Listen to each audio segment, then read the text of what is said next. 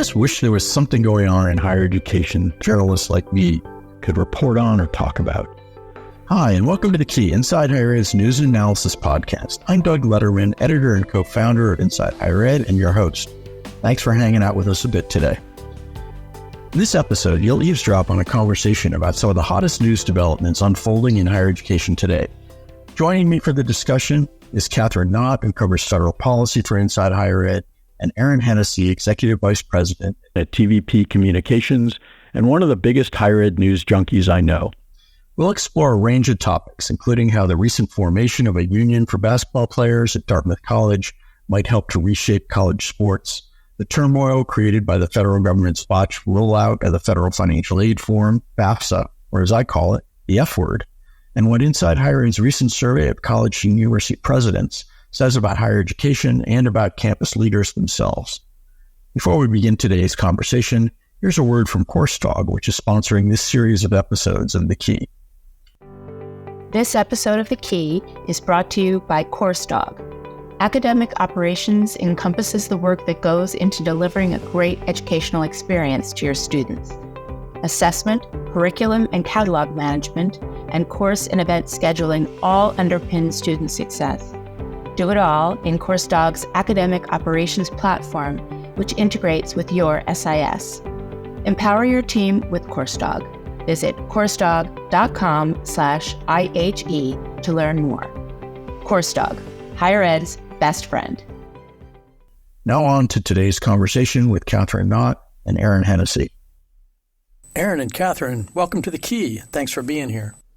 Thanks for having us, Doug. Yeah, so happy to be here. One of the major developments of the last week was the Dartmouth College men's basketball team voting to unionize a few weeks after a regional office of the National Labor Relations Board declared the players to be employees. The vote represents another potentially major step in the erosion of the concept of amateurism in big-time college athletics. And while we've seen advocates for athletes cheer the ruling, there's a lot of opposition to it also. Katherine, the House Education Committee held a hearing this morning on the topic. You were listening in. How does Congress seem to be approaching this issue? So today, the hearing was focused primarily on student-athlete unionization. It's the first time Congress has really focused on this issue particularly. We've had a lot of hearings. I think 11 is the last count on name and image likeness rights. And the question of are student athletes employees and, should they be able to collectively bargain has been a theme in those. But this is the first time Congress has taken the issue head on. So far, I'd say Republicans are on the committee are not interested in the idea of athletes unionizing, and they're worried what it means for Olympic sports. They want to protect the idea of the student in the student athlete and the idea of academic excellence and non-revenue sports and all of that, where Democrats on the committee are pretty united in that students should be able to collectively bargain and should unionize if they wish. They've been pressing the witnesses about how a union could address injury protection so that if students do get injured, they can be compensated for that or at least get treatment, how it can help them pay for things like basic needs. The Democrats have really been harping on how many student athletes are considered food insecure. And yeah, so it's been interesting so far. When we were looking at the composition of the hearing ahead of time, it seemed to be pretty stacked toward people who would be skeptical of unionization. Is that largely how it played out? Yeah. So when Republicans control the committee, so they get to call 3 of the 4 witnesses, and then the Democrats get to call 1 witness. So the Democrats' witness was the NLRB chair for 7 years who actually oversaw the decision, I think in 2015, to say that the Northwestern football players couldn't unionize. So he had to kind of answer, if you said no then, why are you now supporting the Dartmouth players from unionizing? He's not on the NLRB board now. But the other witnesses, I think we had one who was a lawyer kind of on the employment law side, another was a sports lawyer. So they were talking about the potential consequences of student athletes unionizing and where's the money going to come from and how we could see colleges closing down non-revenue generating programs. And the other witness is the athletic director at St. Joseph's University. And so a small college with 480 athletes. And she was pretty clear that she, supports the idea of unions broadly, but does not support the idea of student athletes unionizing, mainly because she was just like, there's no money at St. Joe's to give. And she thinks there are bigger issues in college sports that need more systemic solutions than one union at one sport at one university. Yeah, it's such a great opportunity to sit and chat with reporters and to find out what you know. So I wanted to ask Katherine, was there any connection made to sort of the larger trend of unionization among students at colleges and universities broadly, not necessarily the athletes, but the cafeteria workers, the RAs, the graduate students? Was there any connection there? Yeah, actually, great question, because one of the representatives brought up how a lot of the arguments that people are making at the hearing against student athletes unionizing were made when the grad students were unionizing at Columbia. A lot of the same arguments were made, and he was saying the sky hasn't fallen on universities yet. Mm-hmm. So if kind of drawing that parallel of like grad students have been able to unionize, we've seen them choose it. Not all grad students are unionizing either. So not to say that all students will unionize if they're athletes too. The unionization issue is just one of the many that are roiling big-time college sports right now. Katherine, you mentioned all the hearings that have been on the name, image, and likeness issue, and that has really turned the entire college sports world upside down, creating major differences from college to college because of the differing state laws and enormous differences in the wealth of the programs and the people who support them, the boosters and others. Was there recognition in the congressional conversation about the desire for national or systemic approaches to this and to avoid the competitive imbalance and confusion that having different rules for different teams in different parts of the country might have? I mean, it came up in a lot of different ways. I have lost track of how many times we heard one size fits all doesn't work. In the case of student athlete unions, that only applies to private sector colleges. So that came up a lot in terms of competitive imbalance, like in a place like Northwestern in the Big Ten, since that was an example that came up at the hearing, they were the only private college at the time in the Big Ten. So what would that mean? And so there's a lot of concern. I mean, there's also concerns about how if you're considered an employee from the National Labor Relations Act, are you then an employee under Fair Labor Standards? Are you then an employee under state workers' comp? So like a lot of questions about like that confusion and uncertainty. But in terms of like the colleges, I think there was a lot of, in like the types of colleges and types of programs, there was a lot of raising the specter of like the poor small colleges that are like D2, D3, that don't have the resources to pay for a union as compared to the large Power 5 conferences that are making a lot of money, and kind of what is that balance? So I think a lot of questions and a lot of concerns, but I feel like in these NIL debates, everyone will point to the highly paid colleges and they will point to like the big figure NIL deals, but there's so much more in athletics that's going on than just that. But Dartmouth is challenging the NLRB ruling, just as Northwestern did a decade ago. And the national NLRB office, assuming it affirms the regional ruling, is going to have to embed some nuance and distinction in what it says and does, or that will have to be adjudicated in the courts afterwards, because there are major differences between athletes in football and basketball, and in some other sports in Division I, and of course between athletes in the various NCAA competitive levels. A Division III swimmer and a quarterback competing in the college football playoff don't have a ton in common. I don't know what it would have looked like if Amherst basketball team, say, had tried to unionize. Dartmouth is in some ways closer to Amherst, which is in Division III, than it is to Kentucky in terms of basketball, because Dartmouth and the Ivy League doesn't offer scholarships, et cetera. But Dartmouth does play at the highest level of big-time college sports. So it will be fascinating to see what lines are drawn. Is it certain sports? Is it only at certain levels? The NLRB decision was about how much control the college had over the players' time and other things. There are plenty of sports that are not football and basketball where the college and the program have a ton of control over how the players spend their time. At the highest level, it's really less about how a university would negotiate pay with a particular union. If those athletes are employees, so much of the college athletics model falls apart. You've got workman's compensation and all sorts of other things that would have to be dealt with. The other complication, as you said, Katherine, is that the NLRB's rulings only apply to private universities, which are not the majority of big-time football and basketball programs. So there's just tons of confusion that this is likely to create. and it'll be a while before that gets sorted out. Yeah, I was in the Philadelphia airport on Sunday night preparing to travel to Seattle for the NASPA conference, and I was absolutely surrounded by college and university athletes. Everybody had the matching backpacks and the travel sweats, and looking at that, my first thought is always, I'm thinking about the classes that you're missing and the work you need to be doing on the road.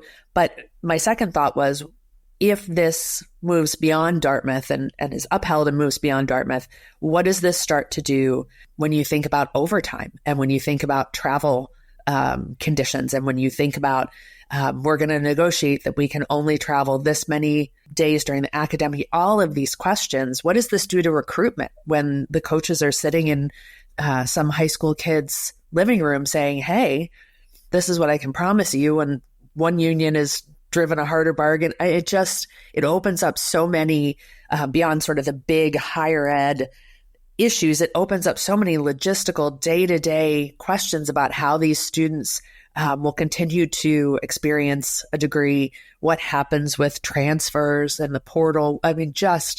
There's so many more questions than there are answers right now. And on some level, I'm glad that it's a Dartmouth that is going to be sort of the canary in the coal mine on this and sort of go first and ask a lot of these questions and help us all find answers. But I'm with you, Doug, after so many years of watching college athletics, I feel like this has been a reckoning in terms of a lot of us starting to just be more honest about what big time college athletics is. And it's long overdue. But I feel like we're in this brave new world where we're just stumbling through the dark, trying to find a light switch and see what's actually going on. I feel like the unions are a brave new world too, but like NIL has already disrupted so much of like what has been like a really cohesive model that had, just the NCAA rules and they applied throughout everything else. And I've heard time and time again that the student athlete being an employee question is the NCAA's top priority. Like they're currently trying to get a lot of things through Congress. They want student athletes to be exempt from being called employees. Like that is the thing, because of all the things you're saying, like it would, like that reclassification would just change so much of the underlying model.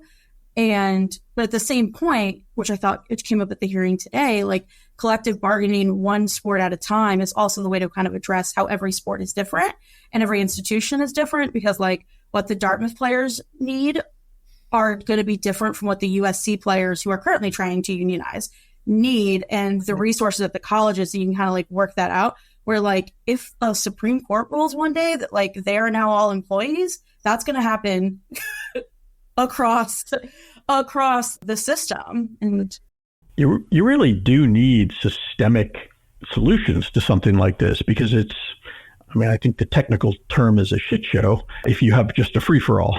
That's very much what we're having with the NIL stuff right now. And I don't think that's workable, but it is interesting. The NCAA is looking to Congress to help it. And maybe there are enough members of Congress who are sports fans and will want to sustain things. But I don't think most of the national solutions that we might see coming out of Congress or an administration, say, are going to be friendly to the NCAA. They're looking for an antitrust exemption in a major way, for instance, that would let the association keep doing a lot of what it has historically done. And I just don't see that as likely to come. Part of me would like to see the edifice kind of crumble and see what gets rebuilt in its place. I kind of think that's where we might be headed, but it's not going to be pretty along the way. Yeah. Well, it's yet another example of the NCAA, showing up a little bit too late and trying to still engineer an outcome. When did Knight Commission talk about NIL, make recommendations on NIL 10 years ago, 12 years ago? I'm with you, Doug. The current system doesn't work. The current, approach that NCAA has, which is, sort of been to hide its head in the sand on these big major things that are shaping its entire approach to business. I don't know that a rebuilt thing is going to be better, but I don't think it could be worse. This episode of The Key is brought to you by CourseDog. Academic operations encompasses the work that goes into delivering a great educational experience to your students. Assessment, curriculum and catalog management, and course and event scheduling all underpin student success. Do it all in CourseDog's academic operations platform, which integrates with your SIS. Empower your team with CourseDog. Visit CourseDog.com/IHE to learn more. CourseDog, higher ed's best friend. You're listening to The Key, Inside Higher Ed's News and Analysis podcast. We're talking today with Katherine Knott, who covers federal policy for Inside Higher Ed, and Erin Hennessy, Executive Vice President at TVP Communications. So moving on from athletics to student aid, and specifically the Federal Student Aid Forum, the FAFSA. Katherine, you and Liam Knox, your good colleague at Inside Higher Ed, published a major opus last week, I guess it was, trying to assess and analyze kind of this FAFSA fiasco that we've seen unfold over recent months. And I wondered if you could give us a quick summary of kind of what you found, why you decided to dig into it in the way you did. So I've been on the FAFSA since I got here, but we hadn't really taken a step back in the last few months of assessing how did we end up here where we are at the end of February, as that's when the story was published. And the colleges still don't have the FAFSA forms. Which means the department is starting to process them this week, which means colleges will finally are supposed to start getting the actual student records so they can create the aid packages that allow students to know how much money they have for college. So this is the way we kind of approach that question, is looking at the timeline and giving people a sense of why the FAFSA is changing this year and what are the different theories and ideas out there for how a project that was passed with, by Congress with bipartisan support has just gone so far off the rails. So we heard a bunch of ideas. I think Republicans generally say the Biden administration focused too much on its own priorities instead of its congressionally mandated ones. So priorities like student debt relief. The Biden administration says Congress paid for they mandated this, but they never paid for it. So they didn't have the resources to pull it off. Our findings suggest the truth is somewhere in the middle of that, and really that the project just seems to have flown under the radar. It was a systems project. It was, overseen primarily by career staff, and we've been told it was contracted out. Like, it was just something that was supposed to work.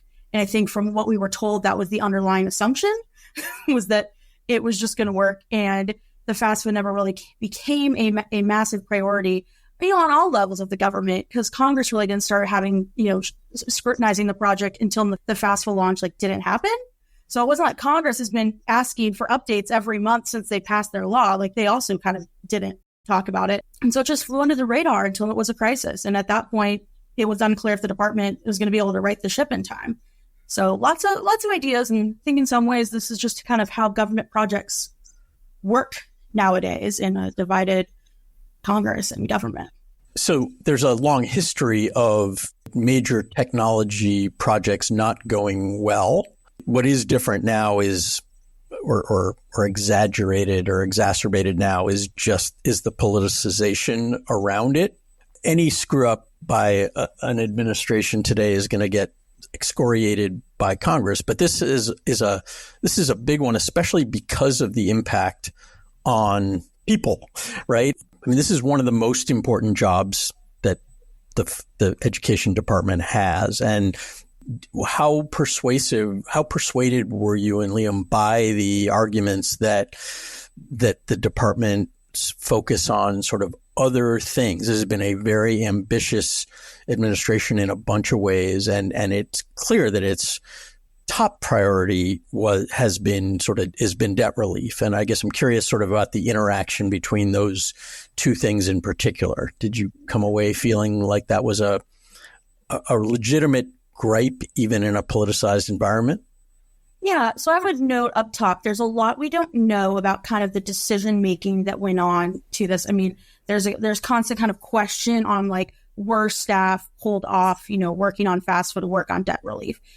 At this point, we don't know. This is the subject of 2 GAO investigations. There will be hearings in Congress. So more to come on the specifics. But I think, the administration had their priorities and they wanted to get a lot done. I mean, you can look at everything they've done regulatory and, on the student loan side. I mean, the way people have suggested to me, it's basically what Obama did in 8, the Biden administration did in 4. So they've taken on a lot. They had to rebuild the department from the Trump era.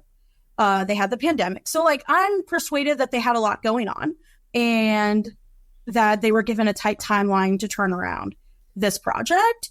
I think to the extent of like, did debt relief distract from FAFSA is still unclear to me. But I think, as we said in the story, like the project was not a top priority. And I can say that because I've been asking for more details on the project since I got here.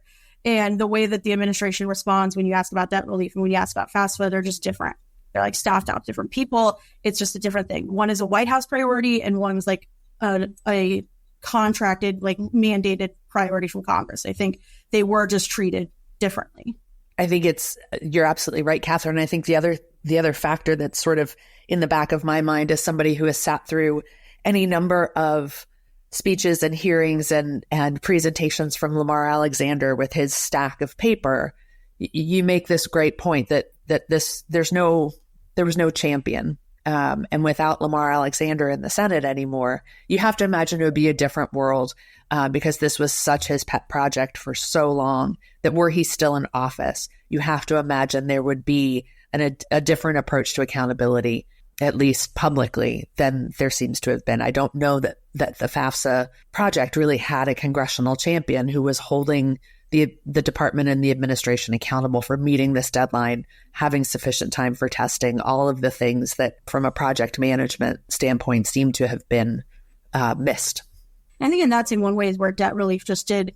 I mean, we've seen this since the start of the administration. I mean, debt relief has sucked up so much energy, especially after Biden's announcement in August 2022 that he was going to forgive, up to $20,000. And that was like the broad-based loan forgiveness. I mean, it went debt relief and then it went restarting payments. It was just sucked up so much time and energy from everyone, even on the Hill. Because I remember being at a hearing like May 2023, the department had recently announced the FAFSA was going to be delayed.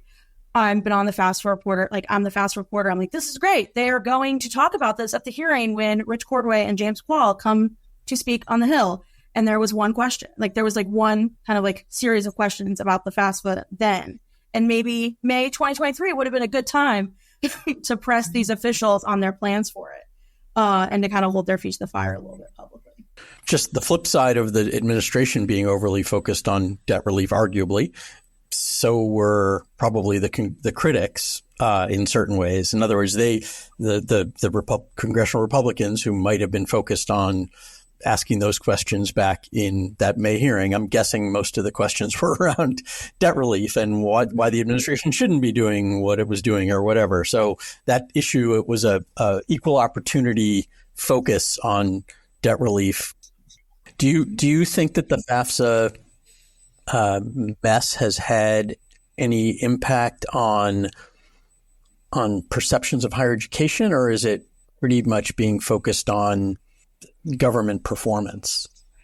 My sense is that it's mostly focused on the federal government. I think there are a lot of institutions that have leapt to be as creative as possible and to do as much as possible to mitigate the impact of this on families. My biggest concern is that we are on the heels of COVID, where I think you can argue that we have lost a large portion of a generation of students, that we are seeing yet another major loss of students. I just continue to look at the stories about students in mixed status families who still are unable to fill the FAFSA out. And the response and the solution is to do it on paper. What world are we living in here in 2024 where our best solution is please fill this out on paper? So I'm hopeful that institutions are getting credit for being creative, but I am sure there are some institutions out there who are either unable or unwilling to move to a more creative approach to packaging students that are probably going to not necessarily be seen in a favorable light. It boggles my mind that not every institution in the entire country has said, forget May 1, we're going for June 1. I would love to sit in a room and hear the conversation about why we're not going to be flexible and move that date. I wanted to just chat a little bit about the other thing. About 10 days ago, we published our annual survey of presidents, and usual fodder for sort of fascinating insight into the brains of college presidents and the hearts to some extent of college presidents, although we can talk a little bit about whether we think we're getting honest responses, because I heard you talk about that a little bit on your own podcast. For those of you who haven't seen the survey, you covered a wide range of topics. The clearest sort of takeaway is that a lot of college presidents feel their own institutions are in pretty good shape, and the rest of higher education, not so much. And that's been true in certain realms for a long time, like around the status of race, the racial climate and other things. But we saw it sort of spread to other topics this year. So I'm curious, just, love to hear a couple of takeaways from you about the survey, what you think, what it leaves you thinking about sort of the state of leadership and the state of higher education.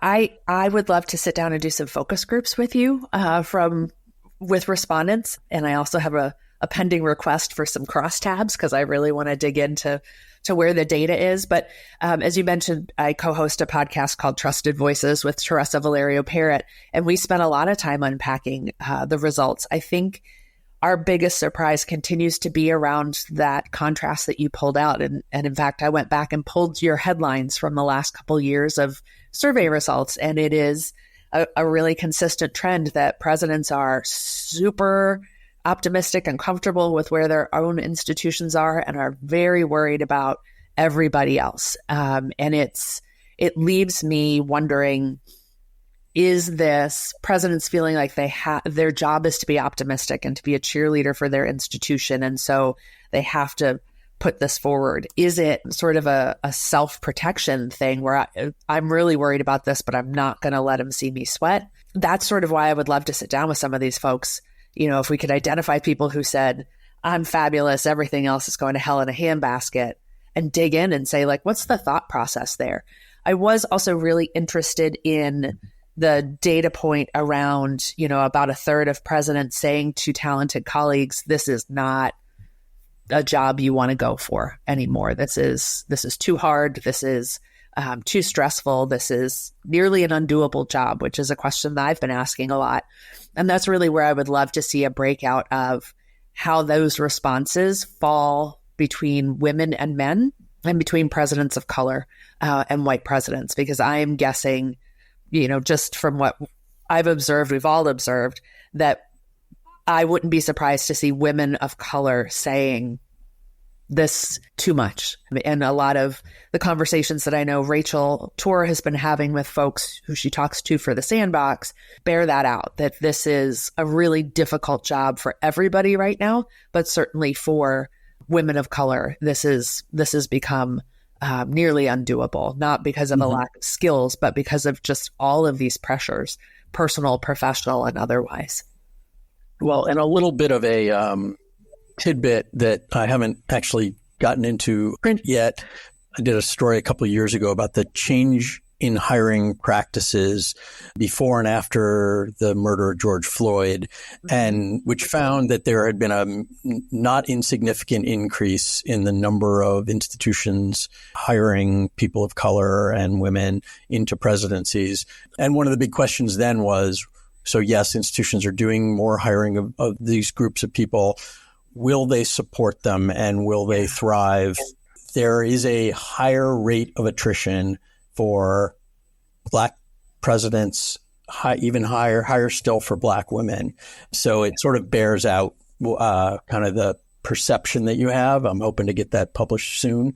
Thank you for breaking news here. But I mean, it can't be surprising, right? Anybody who's read about the glass cliff, institutions, small I, institutions tend to turn to women and people of color when we're in the shit, to be real frank about it, when we are at a moment of crisis. And, it's unfair. I go back to the American College President Survey from ACE that came out last spring, 2023, where they asked presidents, do you feel you got an accurate assessment of the financial position and the strength of your institution from the board when you were interviewing?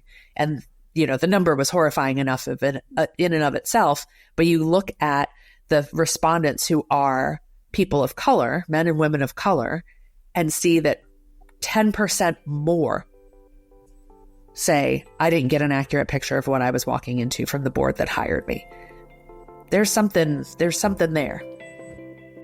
That concludes today's conversation with Erin Hennessy of TVP Communications and Katherine Knott of Inside Higher Ed. Thanks to both of them for their time and their insights.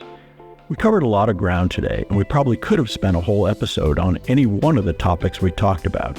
Those topics, college athlete unionization, the federal government's FAFSA fiasco, and the perceptions of college presidents about their roles in their institutions, seem disparate, but I saw some connections between them in our conversation. First, the federal government plays a role in all of them. That's most obvious when it comes to the financial aid snafu. But a federal agency allowed Dartmouth basketball players to unionize, and Congress considers it within its seemingly ever-expanding purview to look into the issue. And when we talk about how hard it is to be a college president these days, part of the reason is because of the scrutiny governments are increasingly applying to higher education, much of it perfectly understandable and warranted, but certainly some of it deeply political and even personal. I think we'll only see the federal involvement in higher education increase going forward. The other feeling I had about this conversation is one of empathy for the people who are trying to lead colleges and universities right now. There are so many things that a college and its leaders can stumble over right now from so many different directions, and I'm certainly sensing that higher ed leaders are feeling beleaguered and besieged. I know reading Inside Higher Ed, and maybe even listening to a podcast like this, can reinforce those feelings, but that's obviously not our goal. Our goal is to help those of you who care about higher education to understand what's coming at you, with the hope that that understanding can help you and your colleagues figure out how to anticipate and respond when the next set of challenges come your way. Please shout if you have ideas for topics we should explore that might help you do that. That's all for this episode of The Key. I'm Doug Letterman, and until next time, stay well and stay safe.